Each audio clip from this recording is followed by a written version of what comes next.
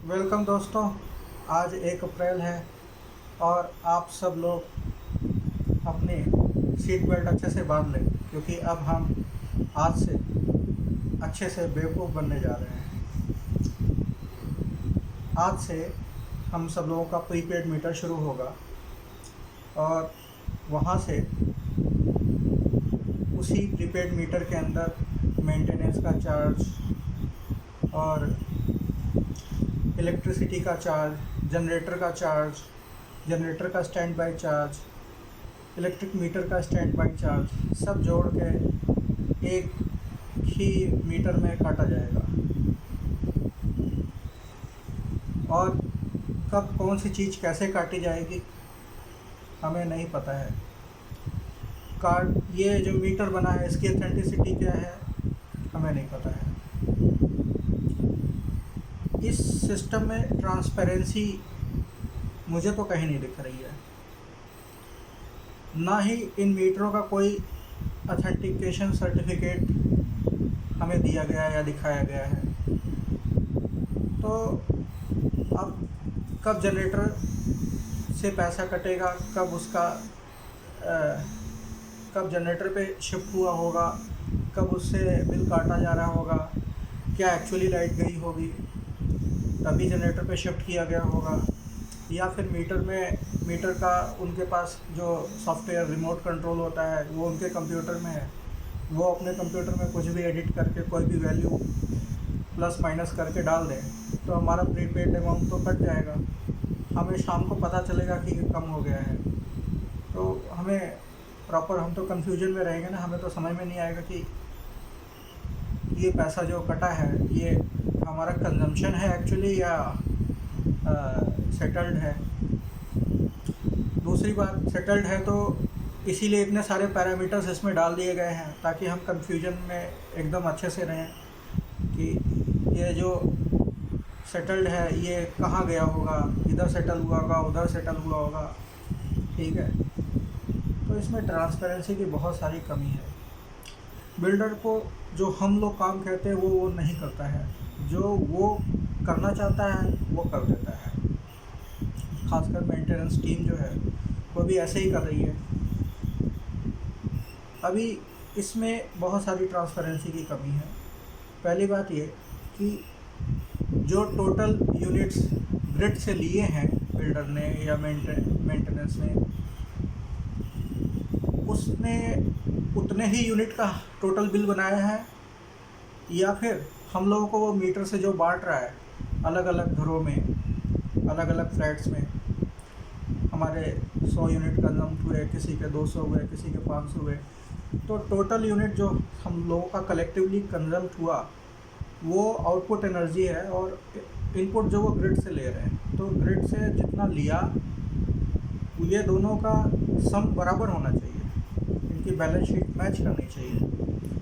इसी तरह से जनरेटर से कितने कंज्यूम हुए तो जनरेटर पे भी मीटर लगाना, ग्रिड पे भी मीटर लगाना और वो टोटल दिखाना, रियल टाइम में हम वॉच कर सकें कि इस समय एक्चुअली लाइट नहीं है, अब जनरेटर पे शिफ्ट किया गया है।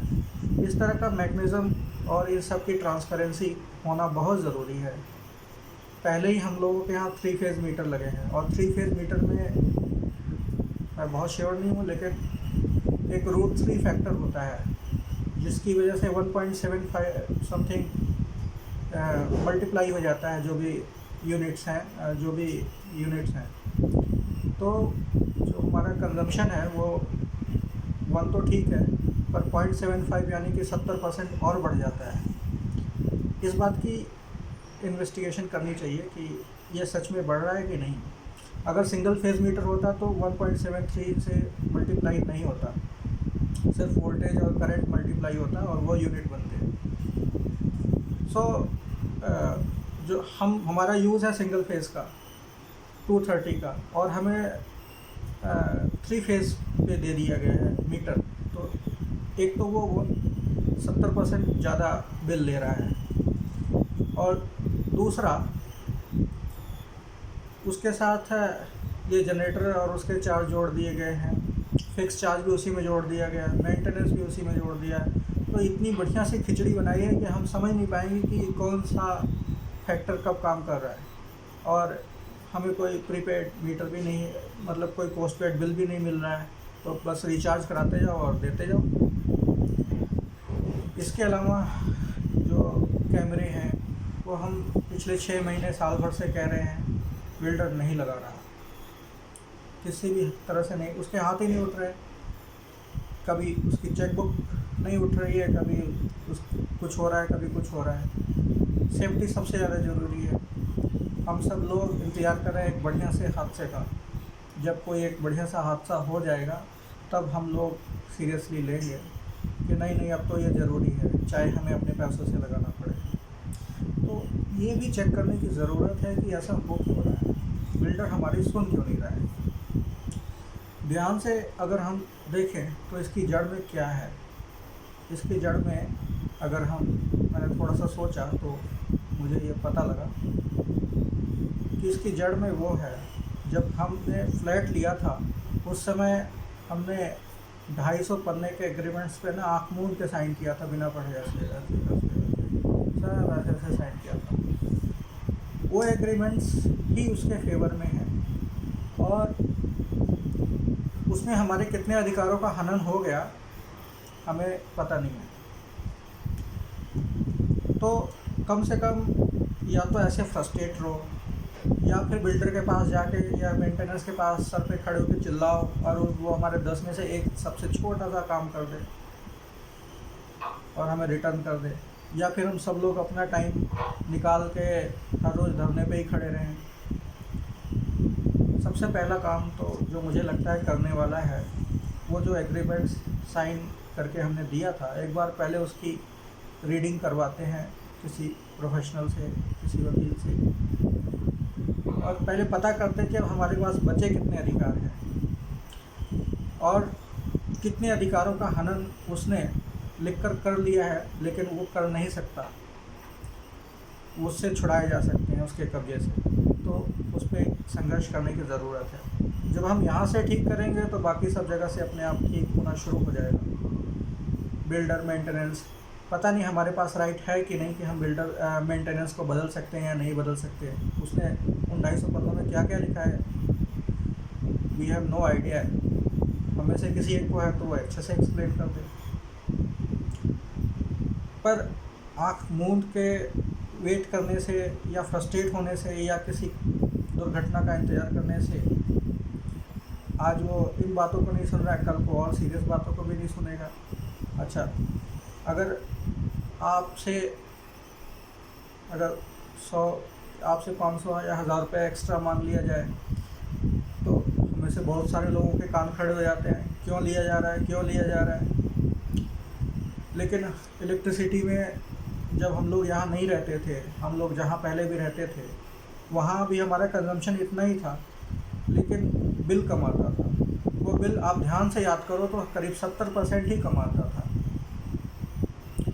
यहाँ पे ऑलमोस्ट डबल से थोड़ा सा कम आया है बिल, यानी कि 1.7% ज़्यादा हो गया है बिल। आप सब लोग अपना अपना ऑब्जर्वेशन करो, एक रफ ऑब्जर्वेशन करो तो ये पाओगे। मेरे यहाँ भी ऐसा ही था, ऐसा ही है। सो इसका इस तरह से अगर हम देखें तो जिन लोगों का 5000 बिल आ रहा था वो 7000 आने लगा, 7500 आने लगा। तो आप समझ सकते हो कि आपसे 2-2.5 रुपये पर मंथ कोई ले रहा है, जबकि आपको अगर खुद से सेल्फ डोनेशन करना हो तो आप 500 या 1000 रुपये भी निकालने में आपको तकलीफ़ हो जाती है।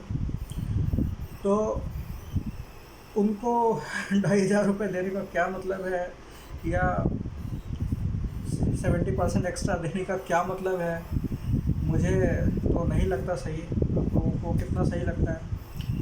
और अगर 70% ज़्यादा हम सब लोग दे रहे हैं, ये तो एक मीडियम बता रहा हूँ, बाकी के मीडियम से भी जा ही रहा है, लेकिन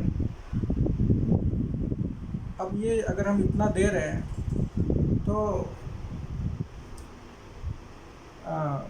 फिर हम कुछ और भी पे करके एक संगठन का निर्माण करते हैं और इसके लिए संघर्ष करते हैं ताकि ये सब से हमारा पीछा छूटे। आप लोगों की क्या राय है, आप लोग कैसे इसको लेते हैं?